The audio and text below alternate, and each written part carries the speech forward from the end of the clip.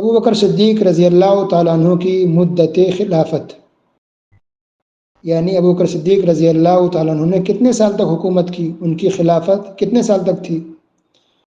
تو اس کا جواب یہ ہے 2 سال 7 مہینے، 2 سال 7 مہینے 6 اور 1 سال، یعنی تقریباً 2.5 سال خلافت کی مدت ہے، 2.5 سال تک حکومت چلی، اور اس کے بعد ابوبکر صدیق رضی اللہ تعالیٰ عنہ کا انتقال ہو گیا، وفات پا گئے، دنیا سے رخصت ہو گئی۔ اتنی کم مدت میں اللہ نے اتنی برکت دی تھی کہ 2.5 سال کی حکومت میں، 2.5 سال کی خلافت میں بہت سارے بڑے بڑے کارنامے انجام دیے ہیں۔ کئی ملکوں کو فتح بھی کیا، جو مرتد ہو گئے تھے ان سے بھی لڑائی کی، اور جنہوں نے زکوٰۃ دینے سے انکار کر دیا تھا ان سے بھی جنگ کری۔ اس طرح سے ان کی خلافت بہت اچھی گزری، اور مسلمانوں کا، قوم کا، اسلام کا بہت ہی زیادہ فائدہ ہوا۔ سوموار کا دن تھا، سن 13 ہجری کو ابو بکر صدیق رضی اللہ تعالیٰ عنہ وفات پا گئے، انتقال کر گئے، اور ان کو پیارے رسول صلی اللہ علیہ وسلم کے بغل میں، سائڈ میں دفن کیا گیا۔ نبی کریم صلی اللہ علیہ وسلم کے کندھے کے پاس ابو بکر صدیق رضی اللہ تعالیٰ عنہ کے سر کو رکھا گیا قبر کے اندر۔ اس طرح سے پیارے رسول صلی اللہ علیہ وسلم کی قبر کے پاس ہی ابو بکر صدیق رضی اللہ تعالیٰ عنہ کی بھی قبر ہے۔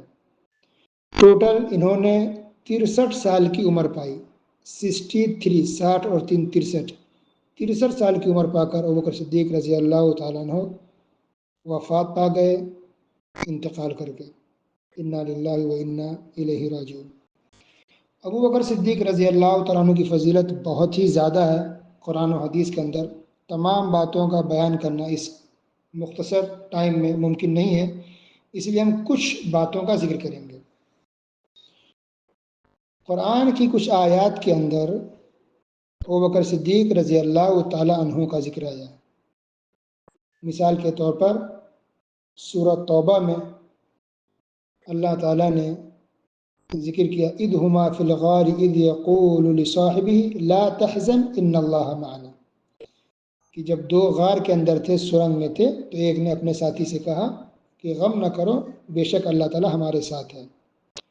تو دراصل یہ ذکر ہے ہجرت کا، کہ پیارے رسول صلی اللہ علیہ وسلم کے ساتھ ابوبکر صدیق رضی اللہ تعالیٰ عنہ ہجرت کر رہے تھے، مکہ سے مدینہ جا رہے تھے، تو دشمن سے بچنے کے لیے غار میں چھپ گئے تھے، پناہ لی تھی، اور دشمن بالکل تلاش کرتے ہوئے ان دونوں کو قریب آ گیا تھا، بالکل سرنگ کے دہانے منہ پر آ گیا تھا۔ تو ابوبکر صدیق رضی اللہ تعالیٰ عنہ نے کہا کہ اگر یہ دشمن اگر صرف نیچے دیکھ لیں تو ہم یہ لوگ دیکھ لیں گے اور پکڑ لیں گے۔ تو نبی کریم صلی اللہ علیہ وسلم نے ان کو تسلی دیتے ہوئے کہا کہ غم نہ کریں آپ، بے شک اللہ تعالیٰ ہمارے ساتھ ہے۔ تو دشمن قریب آ کر کے بھی واپس چلا گیا اور ان دونوں کو نہیں دیکھ پایا۔ اس طرح سے اللہ رب العالمین نے نبی کریم صلی اللہ علیہ وسلم کی اور ابوبکر صدیق رضی اللہ تعالیٰ عنہ کی دشمن سے حفاظت فرمائی۔ اسی طرح قرآن کے اندر اور بھی جگہ ذکر ہے ابوبکر صدیق رضی اللہ تعالیٰ عنہ کا۔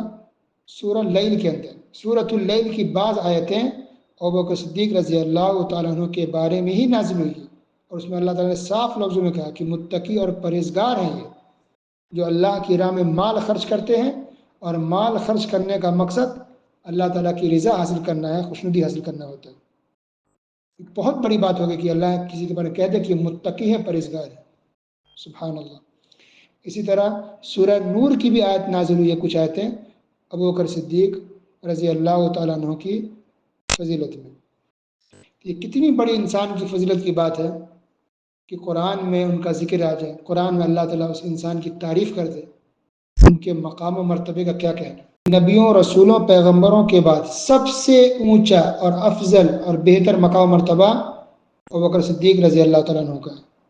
یعنی نبیوں کے بعد سب سے افضل کون ہے؟ اس کا جواب ہے کہ ابوبکر صدیق رضی اللہ تعالیٰ عنہ۔ سبحان، جتنے بھی لوگ آئے، جب سے دنیا قائم ہے اور قیامت تک قائم رہے گی، جتنے بھی لوگ آئیں گے، تمام لوگوں میں نبی اور رسولوں کے بعد سب سے افضل انسان ابو بکر صدیق رضی اللہ تعالیٰ عنہ ہیں۔ اسی طرح ابو بکر صدیق رضی اللہ تعالیٰ عنہ کو جنت کی بشارت دے دی گئی تھی دنیا ہی کے اندر۔ اللہ کے رسول صلی اللہ علیہ وسلم نے صاف لفظوں میں کہہ دیا کہ ابو بکر صدیق جنتی ہیں۔ اور حضرت علی رضی اللہ تعالیٰ عنہ کہتے ہیں کہ نبی کریم صلی اللہ علیہ وسلم نے ارشاد فرمایا ابو بکر اور عمر جنت میں بوڑھوں کے سردار ہوں گے۔ اللہ اکبر، صرف جنتی ہی نہیں ہے بلکہ جنت کے اندر جو بوڑھے لوگ ہوں گے ان کے سردار ہوں گے۔ کتنی بڑی فضیلت ہے۔ اور اس میں بھی سوچنے والی بات یہ ہے کہ اس حدیث کو بیان کرنے والے علی رضی اللہ تعالیٰ عنہ وہ حدیث بیان کر رہے ہیں ابو بکر صدیق رضی اللہ تعالیٰ عنہ کی فضیلت میں۔ اس سے پتہ چلا کہ حضرت علی رضی اللہ تعالیٰ عنہ ابو بکر صدیق رضی اللہ تعالیٰ عنہ سے ناراض نہیں تھے اور نہ ہی ان کے بیچ میں کوئی دشمنی تھی۔ یہ شیعہ لوگ جھوٹ بولتے ہیں، جھوٹے لوگ ہیں، یہ جھوٹی باتیں پھیلاتے ہیں اور کہتے ہیں کہ ان کو ان سے دشمنی تھی۔ اگر دشمنی ہوتی تو کیسے کوئی انسان پہ دشمن کی تعریف کر سکتا ہے؟ استغفر اللہ۔ یہ تو آپس میں بہت زیادہ دوسرے سے محبت اور پیار کرنے والے تھے۔ تو یہ حدیث ہے شیعوں کے خلاف۔ ان کو چاہیے شیعوں کی توبہ استغفار کریں، غلط عقیدہ اپنے دل اور دماغ سے نکال کے پھینک دیں۔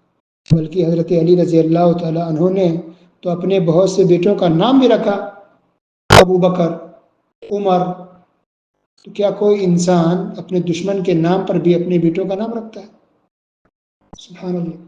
تو فاطمہ رضی اللہ تعالیٰ عنہ کی وفات کے بعد حضرت علی رضی اللہ تعالیٰ عنہ نے جو دوسری شادی کی اور ان سے جو بچے ہوئے دوسری بیوی سے، تو اپنے بیٹے کا نام رکھا عمر، ابو بکر۔